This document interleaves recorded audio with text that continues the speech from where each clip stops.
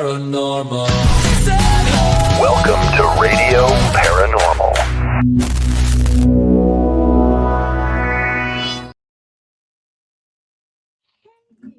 How I'm much so glad stuff do you actually type in the damn comments? Jesus. I'm usually doing that like the whole show. I just do things.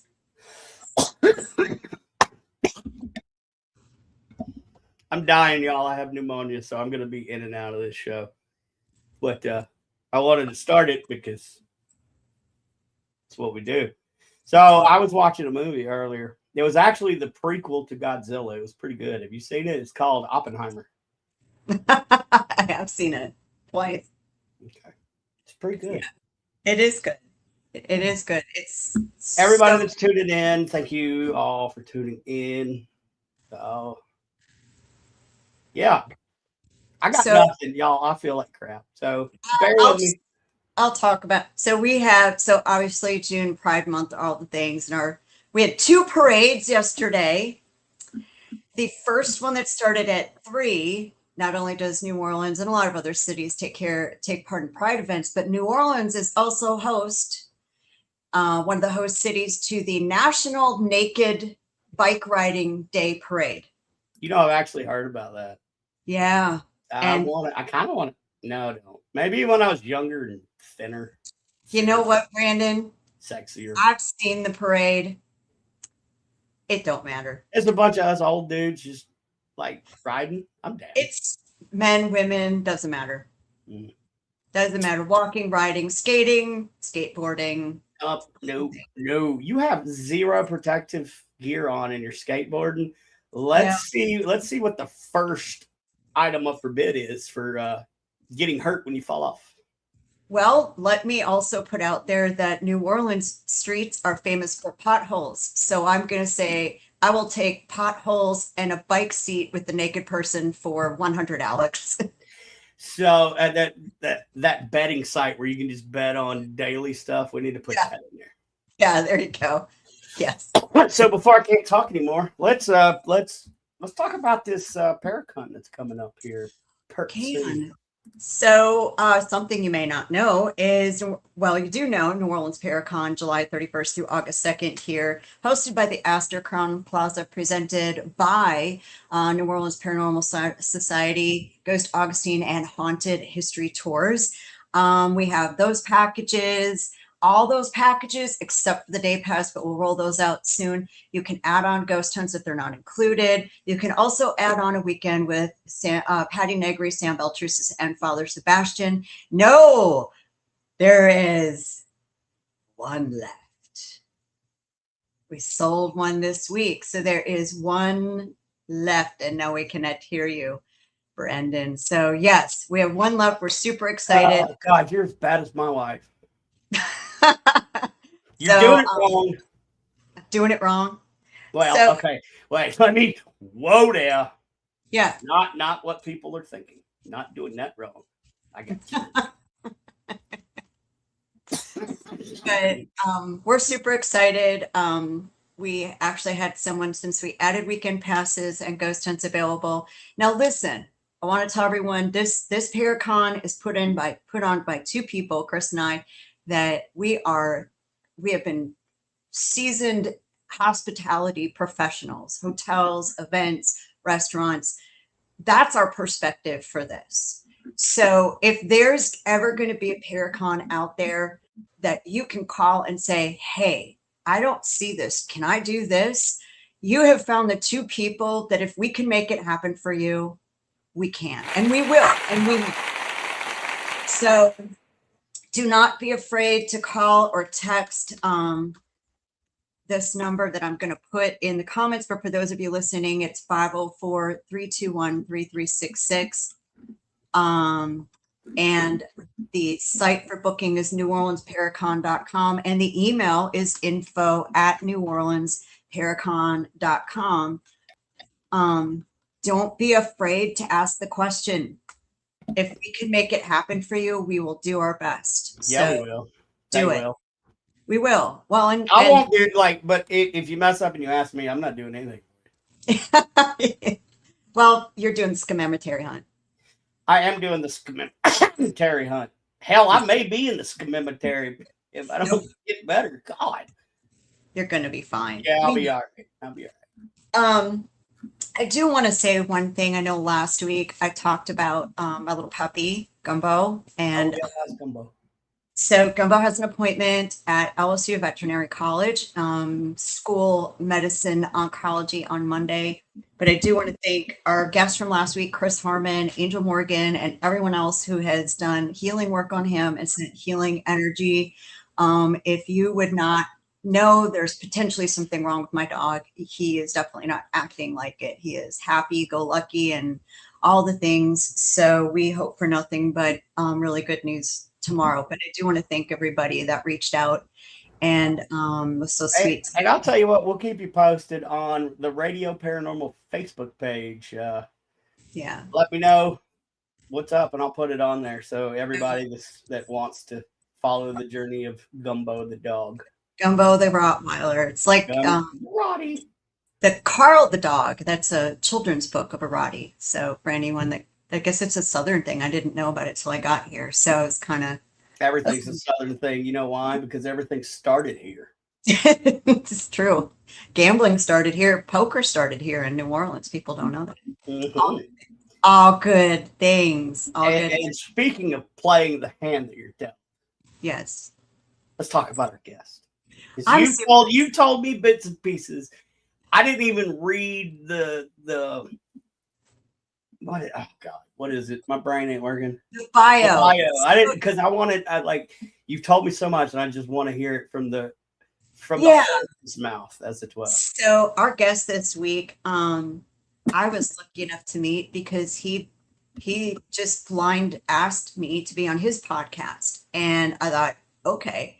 And he's so accommodating, he's so sweet. And Chris popped in and out on the podcast as well. And then we had a really nice conversation at the end of it where we found out that we had an experience very much in common. And he actually has published a book on it. And so do you. But podcaster, author, paranormal investigator, all the things. I know he had something really cool come out recently. So let me stop you real quick. Let me answer this question. So it says, what do you guys actually know about the paranormal? You know what? I know it's probably a troll, but I'm going to answer that. I'm going to tell you absolutely nothing. You know why? Because all I do is try to prove for me. I ain't trying to prove for you. Yep. So as far as you're concerned, we don't know shit. Nope.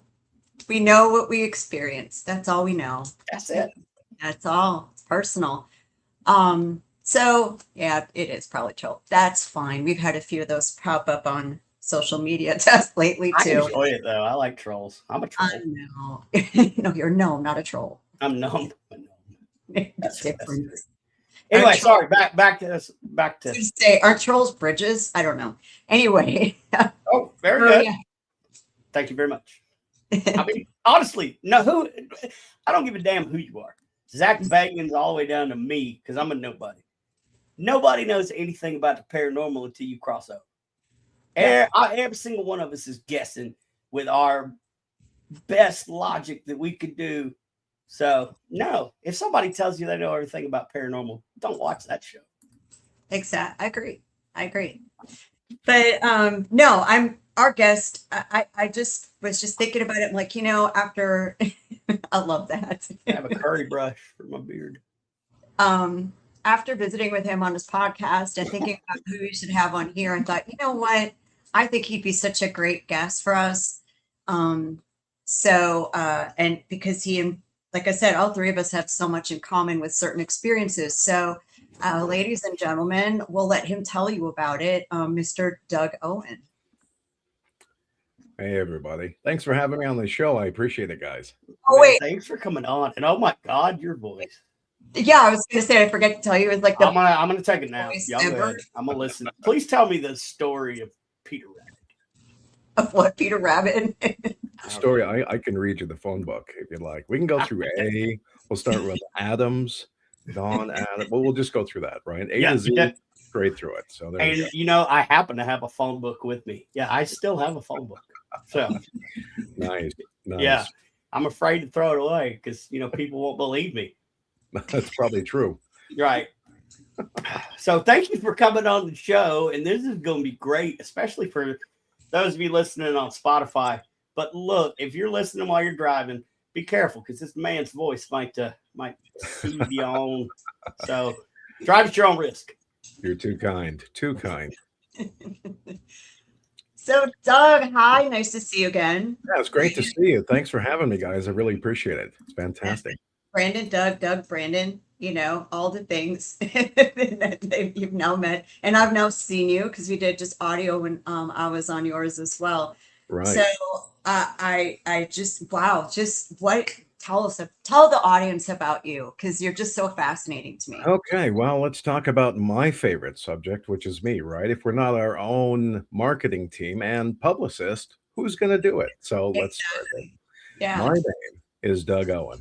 I'm author and paranormal investigator, host of the Unholy podcast, and host of the Unholy broadcast, a 1-hour live radio show every week where we explore the paranormal, strange stories, the unexplained. And right now, I've got so many irons in the fire. It is fantastic. I've got 2 new books coming out before Christmas.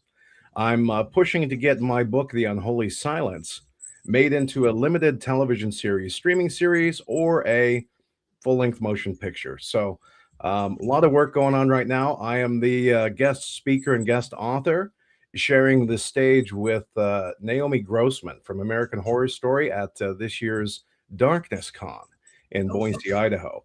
So yeah, a lot of things going on, but in a nutshell, that's essentially who I am. So I saw a Facebook post about a fun little thing that you just filmed. Was it History Channel something? What did I see that? I did the Uncommon Historian. I did a podcast with him. Is that what we're talking about, or was something else? No, I saw you something that was exciting. I thought it had something to do with History Channel. Maybe I'm wrong. I thought it was, or something coming up. I don't know. Something I thought you'd come. It could have been the Paraflix. I'm going to be the episode 1, season 1 guest on a new Paraflix television show, which is Beyond the Normal radio show. Okay. So I'm going to be on that. That might air on the History Channel as well. I'm not sure, but yeah, there's a ton of things. I'll probably remember as we continue talking. It'll be like, oh yeah, that's what I've got going on too. That's that one thing.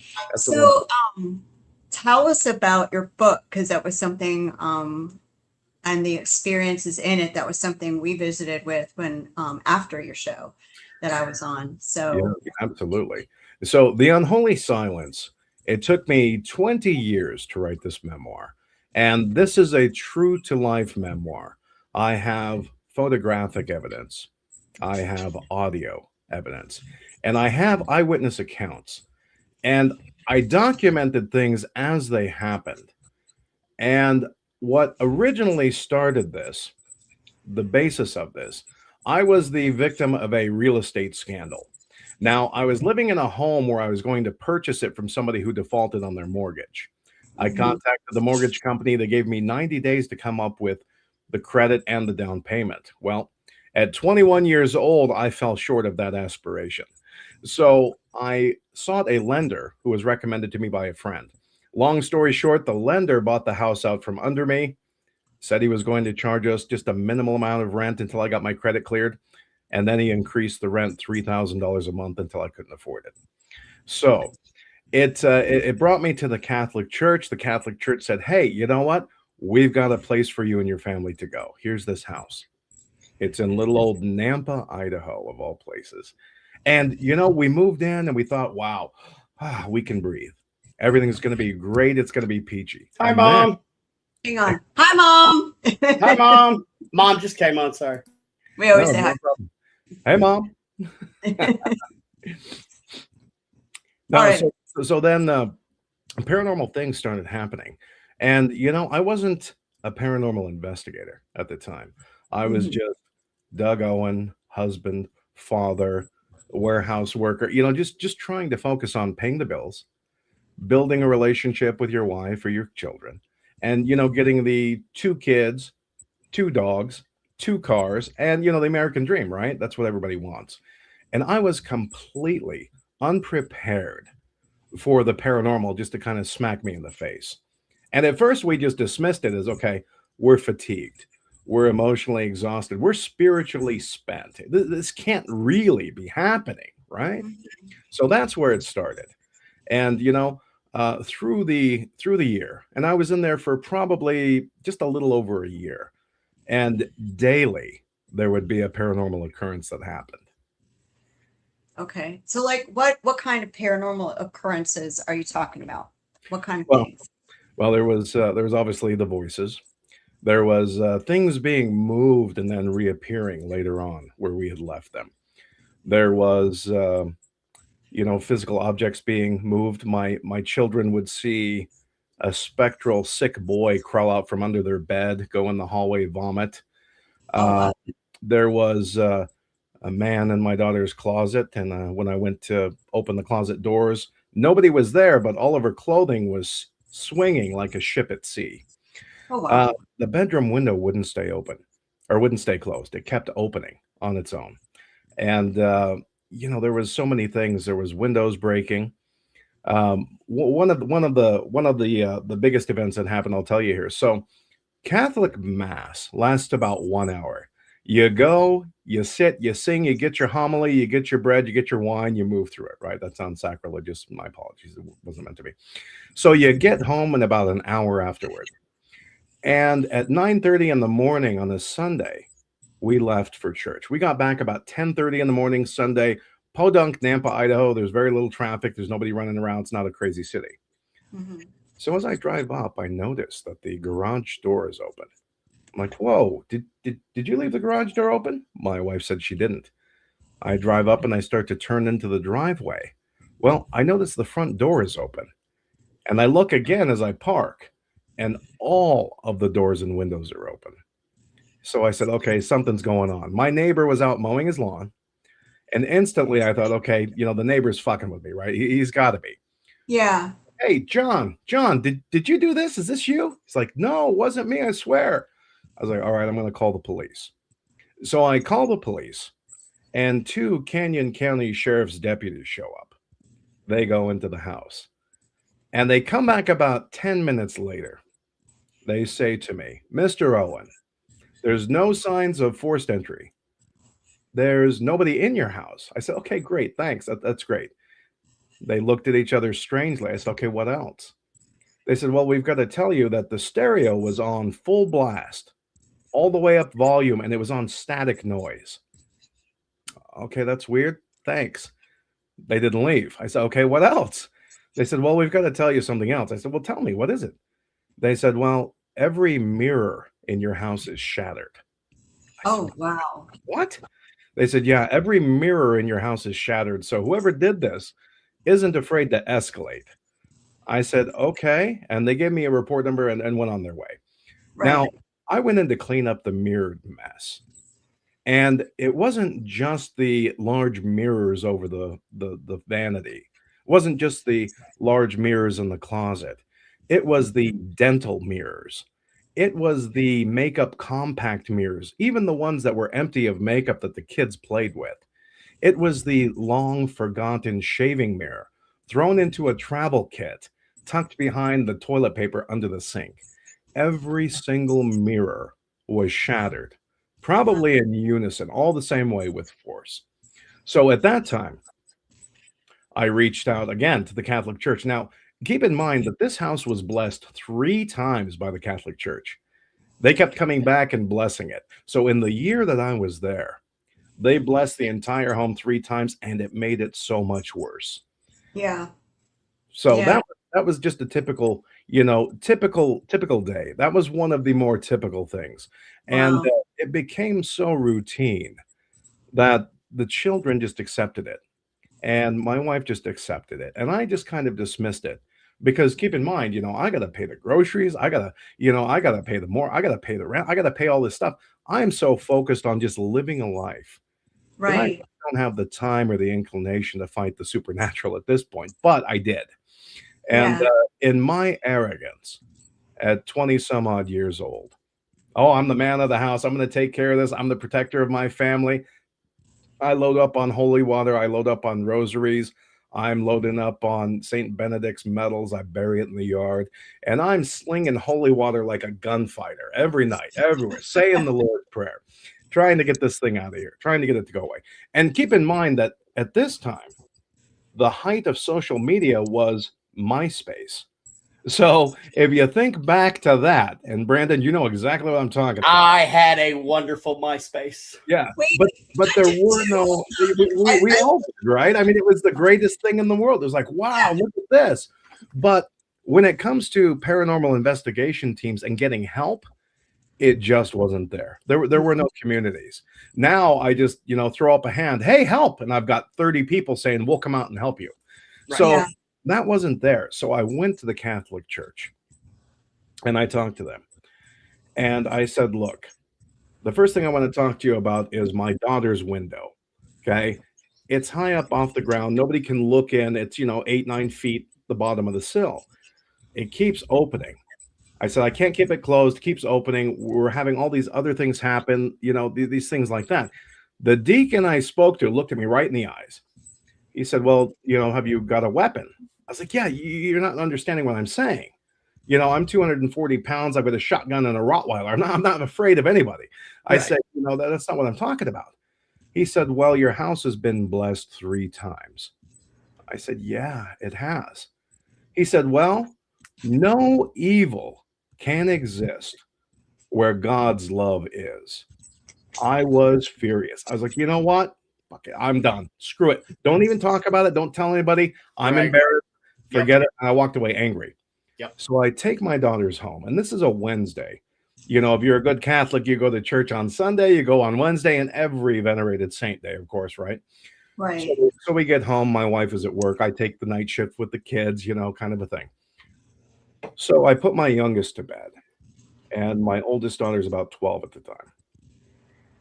And she wants a drink of water, so I'm in the kitchen. I get her a drink of water. I say, okay, take this statue, little ceramic Jesus statue of him kneeling in the garden. We've all seen them. Mhm. And I told her, and before I had done this, I had taken 5-inch long sheetrock screws and I drilled them through the sash into the sill. 5 of them, 6 of them lined up right across there. I said, there, let's see it. Let's see that happen. So I said, take this Jesus statue, put it on your window. I'll be there to tuck you in a second. I turn on the faucet to get a drink of water and I hear her scream. Now, I'm only about 20 feet away. So it Mhm. takes me probably 3 Michael Jordan steps to get there. And I'm moving away. And I go in there and my daughter's in the corner huddled like this, biting on her knuckles.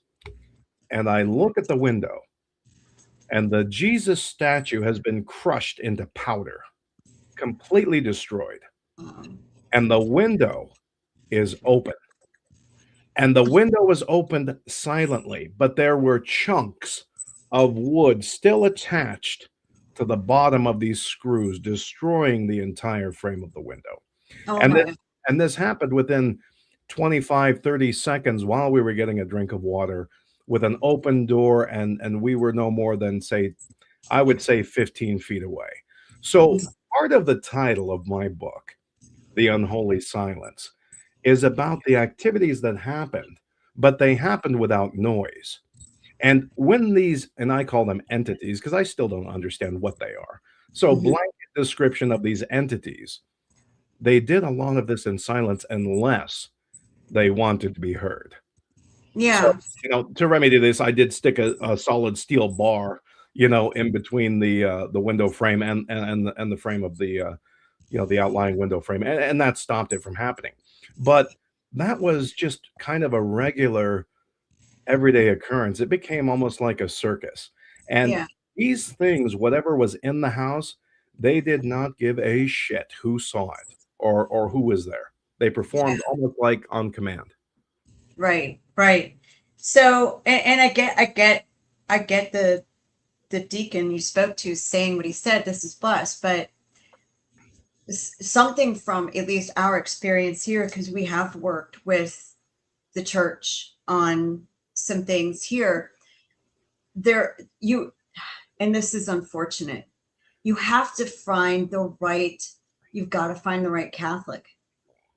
And they're not easy to find, because I think it's because it's okay. Well, no, you just do what I say, listen to mass, go to mass, do what I say, listen to my homily, live a good life.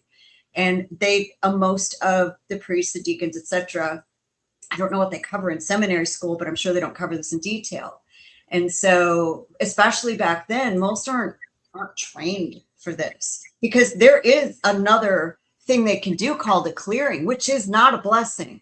Right. It is also not an exorcism.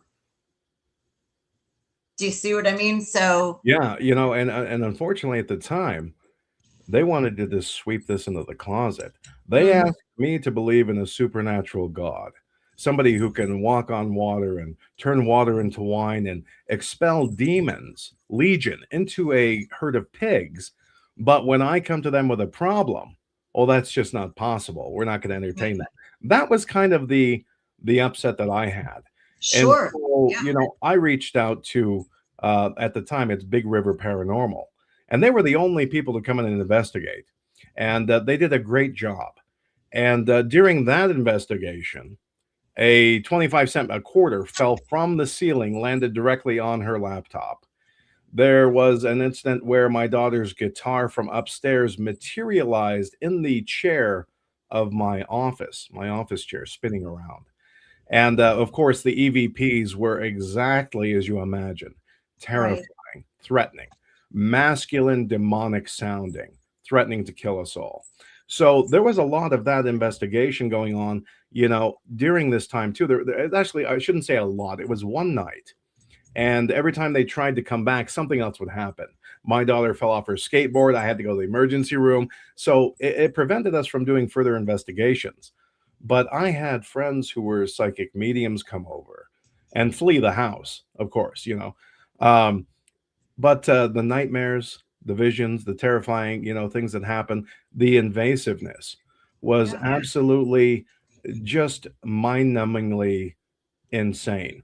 And here's looking back at this, as I can look back on this 20 years later and say, we never sat down at the table with everybody and said, hey, let's get a war room going. Everybody get out your notebooks. Why doesn't everybody tell me what they've experienced, and we'll talk about it and try and figure out what this is? No, everybody looked to me for the answers. And my explanation was final. That was it. And my kids were great. They listened to me. I didn't have to raise my voice. They were very well mannered, very polite. And we never sat down and really tried to figure out what these things were. It was almost as if I was locked into a spiritual battle that I didn't really know how to jump off the speeding train. And I didn't know when to withdraw. I thought force with force. I'm a newly minted Catholic. I've got the Lord and the Catholic Church on my side. I've got faith. I've got power. I'm young. I'm strong. I can do this. And here's the thing. Let me jump in while I have a voice. Yeah, go for it. Oh, people newly minted in any faith, they think they can brute force the evil, and they have the power of Christ. Sure, Christ comes in your heart and lives in you, whatever. But whose domain is the earth? Satan.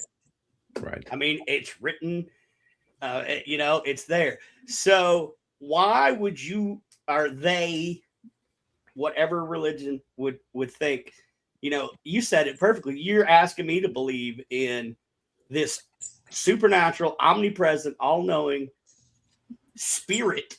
Yeah. Right? Yep. But you can't acknowledge that the only person that got legion out of somebody was Christ himself. Right. So, let it be a warning to all you new people that are coming into the paranormal, or a reminder for all you people that have been in here. You can't brute force evil. You're not going to win that one. You're just a human.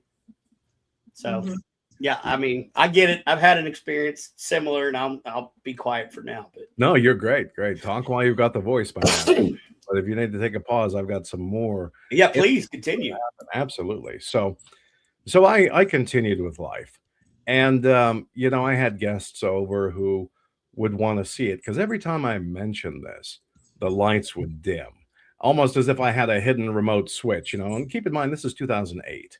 I didn't have this technology. I didn't have any lights or smoke machines or anything like that. It was just an inconvenience, and I just wanted it gone. I just wanted to establish myself, pay the rent, raise a family, raise your kids the best you can, and move on.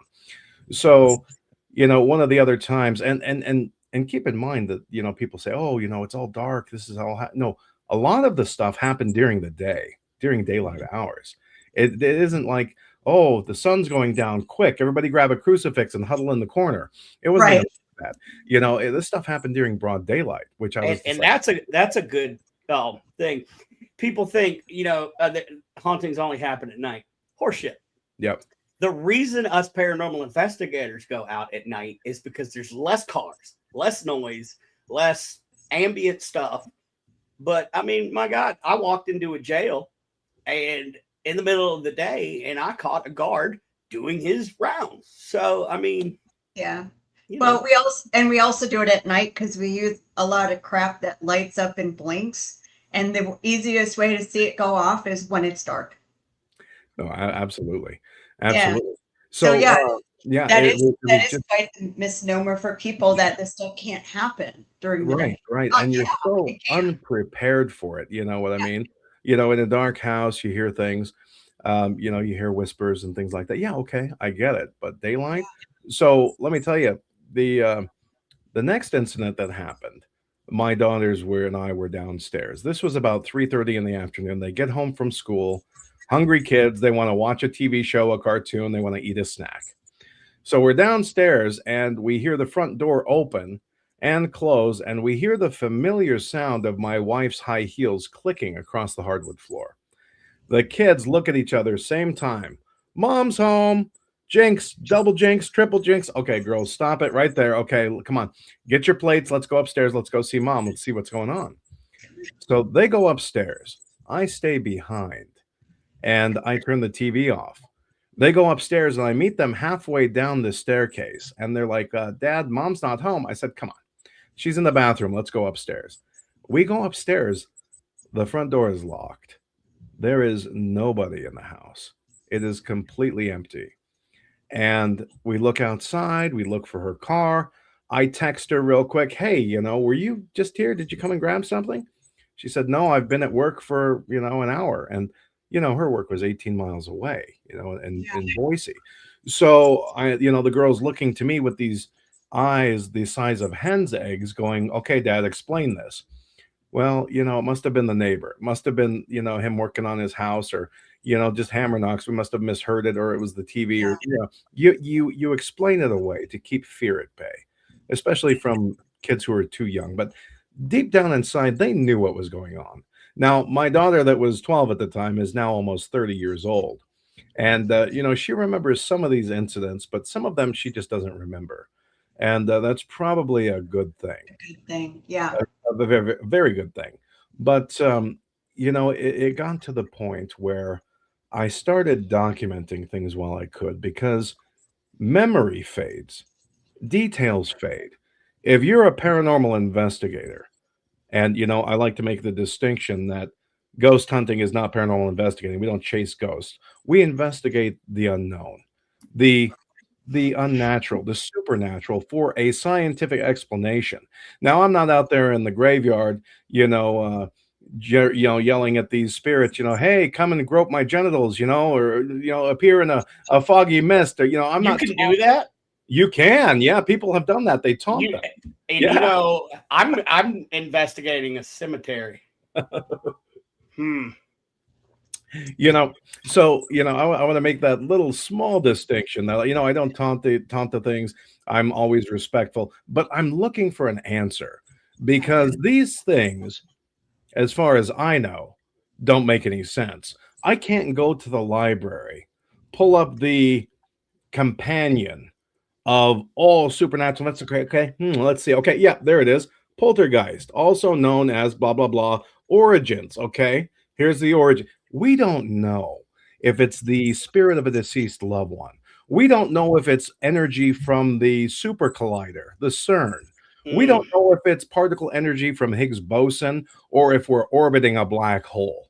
We simply don't know if it's an evil version of ourselves from another dimension that likes to screw with us. Right. We just don't know. So what Brandon said earlier, that's very accurate. We investigate the paranormal, but do we have definitive answers? No, we just don't.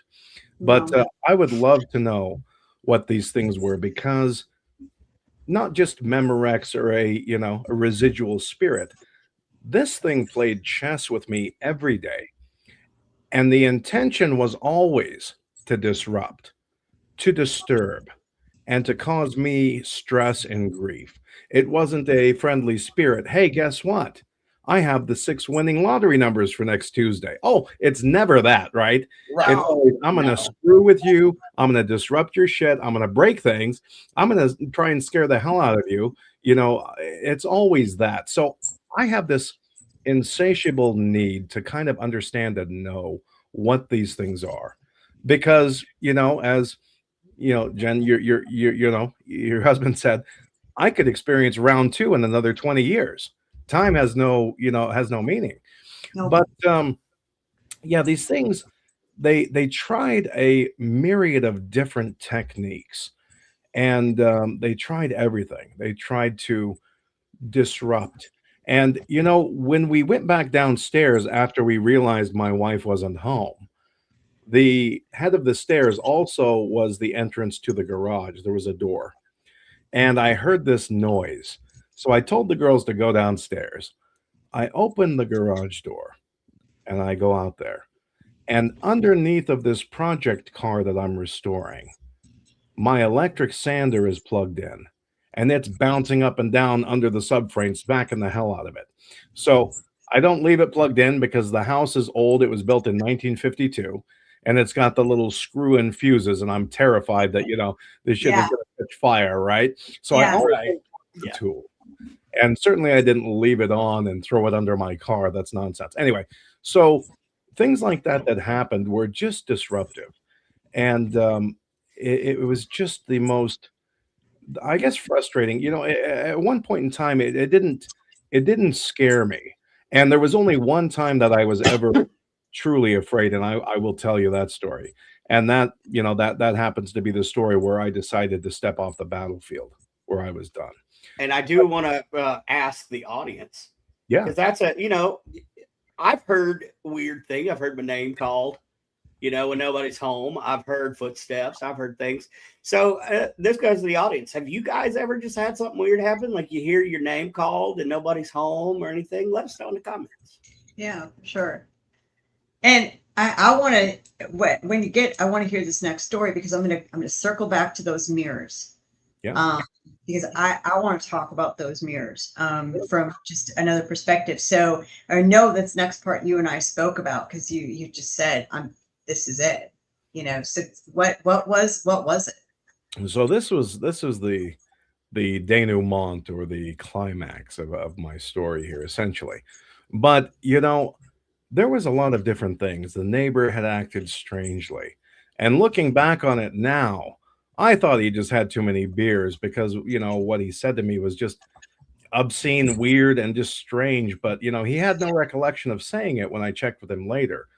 So believe in demons, believe in ghosts if you want to, or don't believe, because here's what I always say. These things, they don't need you to believe in them to exist. Nope. They simply do. Whether you believe it or not, that is just a fact of our life. Now, what they are, give it a name: demon, poltergeist, entity, spirit, ghost, whatever it is you wish to name it. These things are real, and they have the ability to interact with the physical world, and they have the ability to screw up your life, and they can do it in a hurry, especially if you're stressed like I was, financially ruined like I was, going, children issues of just, Oh no. I wonder.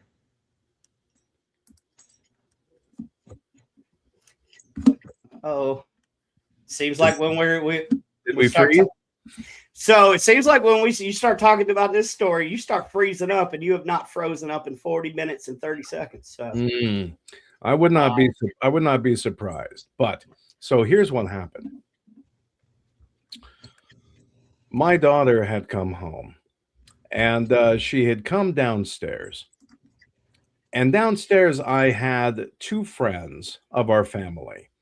One of them was a new friend. So the one friend had been there before, and they were helping me put together music for a Christmas party. And this was in like maybe the end of November. I wanted to get it done early because remember the technology back then, I had to burn everything onto a CD. right. And it took some time, right? Yep. This is the technology back then. So they were checking it out. So in my office, the two girls, they sat across from each other, and they were 22, 23, whatever. They were about the same age. So they were sitting across from each other. And my daughter came down from school and she says, "Hey Dad, I'm gonna go cook some of those cheap Totino's pizzas we picked up at Costco." Okay, great. Do you want one? I said, "No, I don't want one, but maybe Meg and Josie would like one." And by the way, Beth, this is Josie. This is Meg's friend. She came here to help with the Christmas stuff. And she's like, "Hi, Josie." So they introduced each other. And I said, "Well, do you guys want a pizza?" And Josie was like, "Yeah, pepperoni." Meg spoke up. "Oh, I'd love a combination." So my daughter goes and ascends the staircase. I choose Nickelback for the next song, right? Nickelback, a whole bunch of different songs that were great back in the day, right? Yeah. Some cool stuff. So love them or hate them, that was what was popular. So I'm burning these things onto it. It's about 45 minutes go by. And I'm like, okay, she's been gone a while. I'm gonna go see what's going on. And as I stand up, I see her coming down the stairs. And she has the plates in her arm like a waitress, very, very adept, very, very graceful. And she walks in. I said, "Oh, thanks, hon. I appreciate it." She hands a pizza to Meg. She hands a pizza to Josie. And then she has a third one and she starts to walk towards me. And understand that before I continue, understand that my kids, they would never ever disobey. They as soon as I tell them something, they automatically do it. I never had any problems with them arguing. Yeah. And they were very respectful, especially with new company. They would never do anything to intentionally embarrass or shame me. It was always please and thank you and yes, sir. It was always that. Yeah. And it was great. In fact, I got tons of compliments on how well behaved my children were versus other kids. It made me like, thanks. I'm the greatest dad ever, right? Whether it was my doing or not, I took credit fully for it. So Beth continues to walk forward with this pizza. And I say, "Oh, no, no, honey, I'm good. I don't need a pizza. I just ate a little bit ago." As if she couldn't hear me, she continued forward. I again said in a little bit of a louder, sterner voice, "No, I'm good, honey. I don't need a pizza. I'm good." She continued to walk forward. I said, "Beth, stop. I don't want a pizza." She continued to walk forward. And she crossed in front of me at a diagonal and put the pizza on the desktop. And when she did so, her face was about this far away from mine. And she held that diagonal position of setting the pizza down, twisting slightly. And I looked at her eyes, and the chill came over me. And her smirk, her teeth, it was a toothless smirk. Not that her teeth were missing, but her lips were drawn tightly into a smirk that was unnaturally wide. She smirked at me and looked at me in the eyes. Now, when you look at your child, your lover, your cat, your pet, your friend, your priest, somebody you've known, you know what they look like. And Yeah. I tell you, whatever that thing was not my daughter. And I froze. And I could feel the hairs on my toes to the top of my head. I did have hair back then that stood up straight at attention. And I was weakened for a second. And I didn't know what was going on, but I did know one thing. Whatever this thing was, I didn't want it to touch me at all costs. I summoned up every jewel of energy, stored up for fantasy home invasions or heroic daydreams where I called upon all of that and I thundered. And when I say thundered, my voice was absolutely a cannon. And I yelled loud enough to shake the windows. And I boomed, "Get away from me or I'll kill you." And it shook the windows. Josie dropped her pizza and put her hands up in a reflexatory action as if she were being attacked. Meg shook. My daughter didn't blink. She didn't move. She didn't sigh. She didn't jump. And my voice was this far away from her, and there was no reaction. She continued to smirk. And she pulled away slowly, almost intentionally, keeping eye contact with me the entire time, and widened her smirk.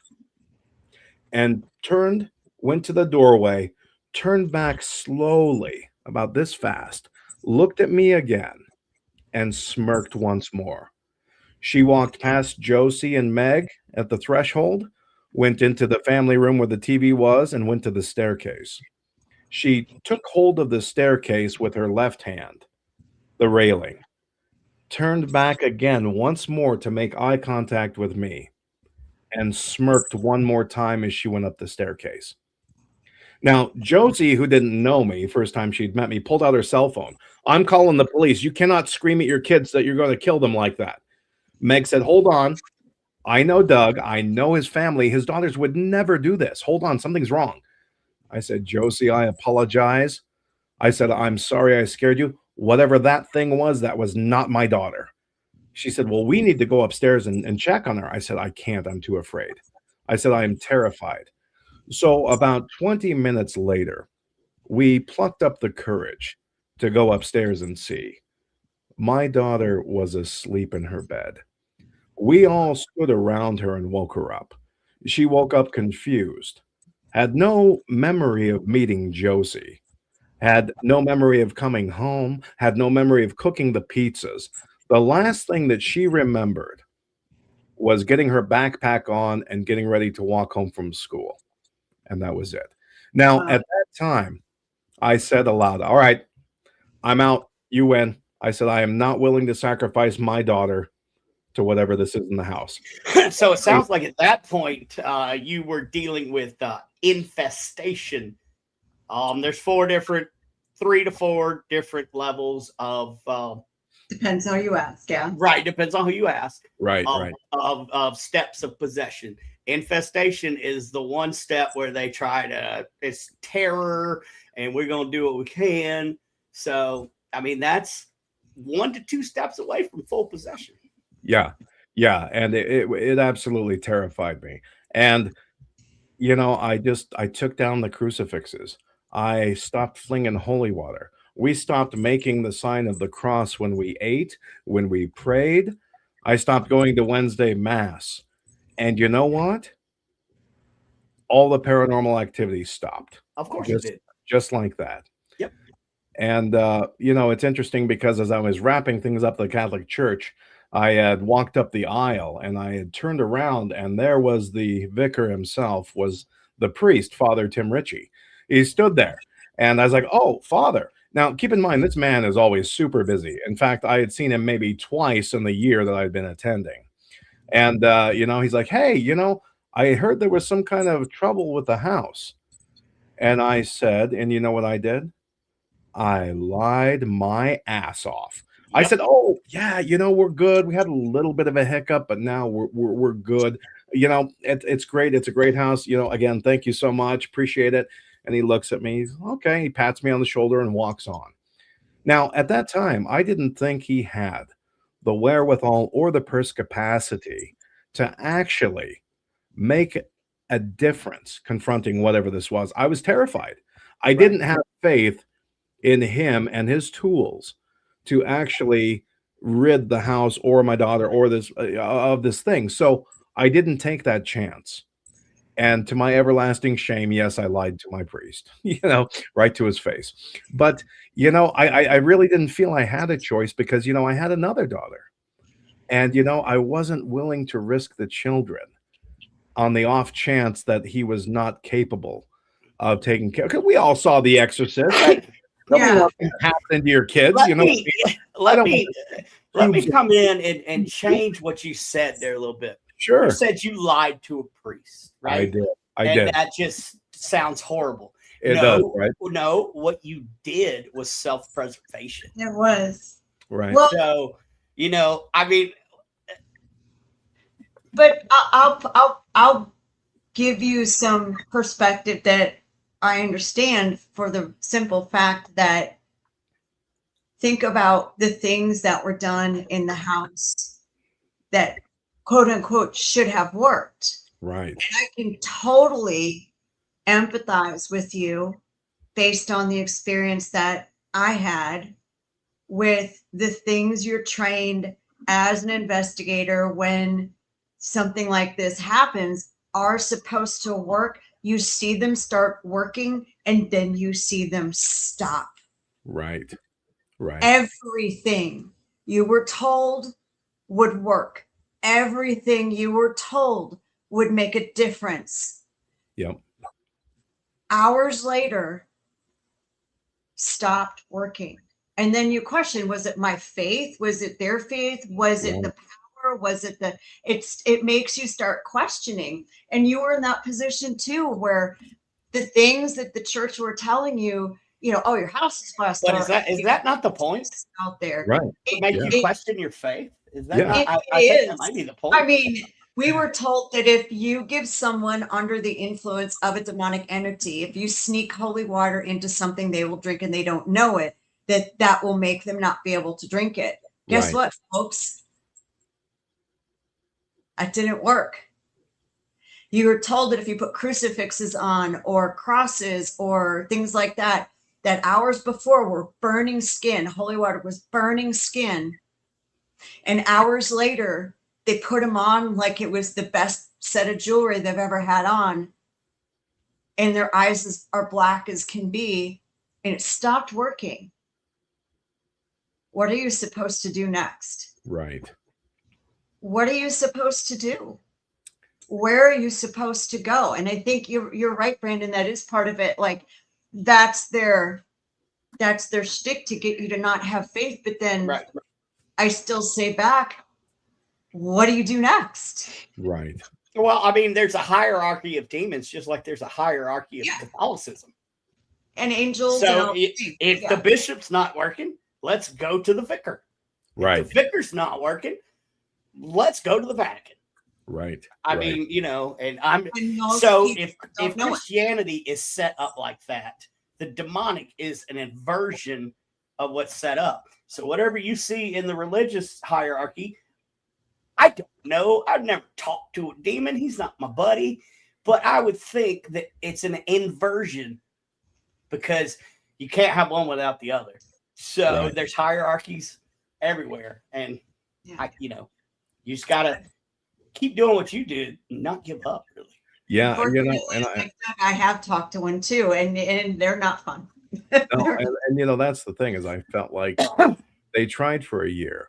And then I felt like they're like, okay, Thielza Wheeze, you're up, okay, let's get you down there. Go ahead and tackle this. I need you guys to close this deal because we've got a quota. So, send in the big guns.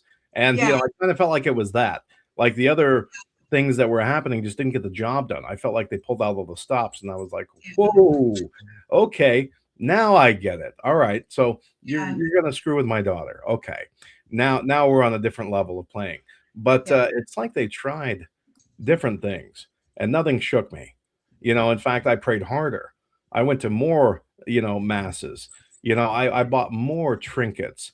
I use the word trinkets, I guess, what we call them indulgences, or, I bought more of the, the tools that you're supposed to have. And boy, it just didn't work. Not at all. In fact, it seemed to piss them off even worse. And it's kind of like buying a pistol with no bullets. Exactly. I thought I was just a bad aim, as you're doing this. You're like, well, maybe I'm not saying this word right. Let me read the holy water bottle again, as you're slinging it I'm flinging it in every dark corner of the house. And there were things in this house that should not have been. And as I said, I only stayed there for about a year, and then I was done. I just threw in the towel. It was over. My marriage had failed. My wife had sought outside companionship from our marriage. The kids were just done and fed up. The whole family unit, everything I tried to build, had just broken down and crumbled. And I was exhausted. I was just, at my wits' end. From one battle to the next, it seemed never ending. And I was like, well, I don't know what else to do. Well, I gotta move. We just have to leave. That's it. And the fact that this was someplace that you were recommended and referred to by the church and they helped you get it, that sure didn't help, any of that situation, because, well, they recommended, they were part of this, then this should be fine, right? I thought so. I thought it was going to be, finally a place where we could rest. But again, the closet, that they keep all of these things locked in is so tight. They Yeah. lock up the ritual Romano. You're not supposed to have access to that. You're not supposed to know or talk about exorcism because we need to talk about mental illness. Did you guys smoke crack in your basement? Did you Yeah. guys lick the water heater and suck on some radon from the basement? Are you guys Now I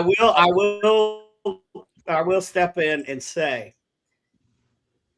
that should have been the first set of questions. Let's check on the mental health. That shouldn't Right. have been like the 12th set. Yeah. I Yeah. mean, that's one of the first things that I talk to clients about. I was like, look, Yeah. we got to get personal. I Yeah. need to know what you're taking. But why not start there? I don't get it. Well, the fact that they came and blessed the house 3 times upon request was unusual in itself. And when I first moved in, they pushed to have it blessed. And I was like, well, we're still unloading. Let's make it next week. Well, we need to get that house blessed right away. Okay, all right. They pushed for it, and they pushed hard. And I was like, okay, come on in. You know what? Just have a guy. Can we come out at noon? Yeah, come out at noon. Come do it. And they did that the first time. Made it worse. Second time, I had the newly anointed priest, a young priest of 21 years old who decided to join the priesthood. And he came out and he blessed the house, and it made it worse. And then the third time was another deacon who came out, blessed the house again, made it worse. So it was those 3 things that were, and I'm sure, in the annals and in the hallways of the church, they talked about it in whispers because they didn't ask me about my mental health. They didn't ask me about substance abuse. They didn't Right. ask me if I had a history of, sucking helium through a straw for parties. They Right. didn't ask any of these things. They went straight to, well, no evil can exist. We're just going to tell you, hey, you're making a mistake. There's no evil. Well, okay, I didn't say the word evil. You did. I just said there's some weird shit happening here. Why, you went straight to evil. Okay. So obviously they knew something was going on because I talked about it. I have a question that just popped You in my had head. everything you just said points to the fact they knew. Here's the thing. If evil can't exist where the presence of God is, then how the hell is there so much evil on this planet? Right. I'm not saying any faith that does the exorcism is wrong or right, but I've seen it time and time again where fake faith will get you hurt. Oh, absolutely. And genuine faith will get you hurt. I can tell you without a doubt that I was an absolute solid true believer. Every fiber of my being had this faith. The incidents that led me to the Catholic Church themselves were almost supernatural in nature. I had no intention of becoming a Catholic, until these things led me there. And I was like, okay, well, if we look at the signs that, that are there, okay, I guess I'm supposed to be Catholic. And, it's interesting because when you believe in something so hard, does your focus and your intense focus on something make it real? Can you materialize faith? Can you manufacture faith? And is it genuine? Well, and there's a theory in the paranormal world with the rake and other things that if enough people believe in something, it'll pop up. So, right. Yeah, Absolutely. There's power in suggestion. It's so interesting that, the person in that I had an experience with that was so affected by, the things I said from a Christian, not Catholic, but from a Christian point of view, it was he had a Bible. I mean, it was, you couldn't shake that either. Yet that was to interesting enough, out of the people that were in the room in the investigations at the time, that's the one that was picked. Now, okay, that person taunted, didn't help. But out of everybody in the room, they picked that one. And the similarities and parallels between the experiences we both had have just, it's always fascinated me, because you feel like you're alone. You feel like no one else has gone through this. You feel like it's all different. But the parallels are just crazy. It's crazy how similar the circumstances, the people, the victims, the things like that are between the things that, and Brandon, if he didn't have pneumonia, I'm sure he'd share some of the stuff that he experienced that was very similar, and there's parallels and all the other stuff with the things that he encountered as well. So I'd love for people to share their comments. I'd love for people to, here's the thing, what people need are outlets for help. Right. Because they do not need to go through I'm going to say, and if you want to use a different term, please feel free to correct me, the brick wall you hit. Absolutely. That's a perfect analogy. And that's exactly what it was. There was, and before I went to Big River Paranormal and the Catholic Church, I had a friend who was like, look, I've got a spiritual medium. We'll bring her in. She comes into the house and I was like, hi, I'm Doug, and nice to meet you. Ignores me, glosses over me like she can't even see me, heads straight for the stairs to the basement, goes downstairs, speaks in a childlike voice. And I'm thinking, wow, this is making me feel weird. This girl's either a great actress or, she's really connected to something. So she stayed for about 20 minutes and then fled the house and never came back and didn't really have any answers, just that maybe a little boy's spirit was there. And that's all we got from her. But, that was the thing, is there was no help available. I went to the police. I went to the church. I went to friends. I went to psychic mediums. I saw the only paranormal investigation group in the phone book. Yes, phone book. That's right, Brandon, just like what you have. Phone book. The only phone book I had. And that was it. And, bless their heart, Big River Paranormal has grown and they're great. They're fantastic. But back in the day, she was one gal with 4 people. Oh, I love that. That is amazing. That is an antique, sir. You should have it in a glass case where nobody can touch it. Right. So Doug, I know this is all in your book, and you've got more coming out. So tell everybody that's listening or going to be listening or watching, where can they get your book? Where can they get it autographed? Tell us all about those things. Absolutely. So you can find my book, The Unholy Silence. It's on Amazon, Barnes & Noble, Lulu, Google Books. It's everywhere. I think it's in like 40 countries. It's crazy. And I'm seeing more every day. It's on audiobook with my own lovely, thank you, Brandon, lovely voice. You can hear me read it. And every type of format you want, Kindle, hardback, paperback, you can find it. Simply Google authordougowen.com. And I'm like everywhere. There's like 7 pages of stuff, and I didn't even realize it was, this was happening. But, the other day I Googled my own name and I was like, wow, I'm like everywhere. That's so cool. So, you can really see it everywhere. But authordougowen.com, I update the website probably daily. It's a great resource. It's got interviews, links, the Unholy podcast broadcast, and you can find it there. So I would expect Amazon's probably the easiest place to grab it, but whichever book dealer you want to go to, it's everywhere. And now, of course, I have to do my disclaimer, Jen. He does. You know. I So here at Radio Paranormal, we don't believe in Amazon or the other things. We believe that you should go directly to the writer. That way they get their money. Amazon is horrible about paying their writers. So also, if you go directly to the source, the odds of you getting something inscribed in your book go way up. So if you can, just take 5 more minutes to find his site. I know Amazon. I don't care. I hate Amazon. There is. They're a horrible, horrible conglomerate. Anyway, take the extra 5 minutes, go to his website, buy it directly from him, or go see him where he's going to be live. Meet the man. And I'm getting there. Yeah. And meet the man and get it autographed in person. Maybe even get a selfie with him. So where are you coming up? I will be at the Boise Darkness Con on July 11th. And I'll be having an hour-long panel where fans can ask me questions. And, you get autographs, and you can get also get copies of my book. So come on out, say hello. Yeah. Thank you, Mom. That was so sweet. Mom said it was fascinating. She stayed with this one, but she's heard